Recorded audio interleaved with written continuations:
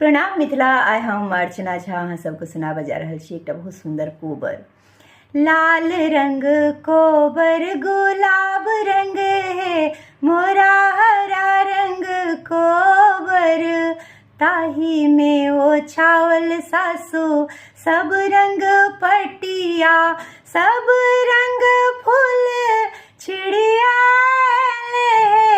मोरा, हरा रंग कोबर ताही पैसी सुत गेला फल्ला दुल्हा।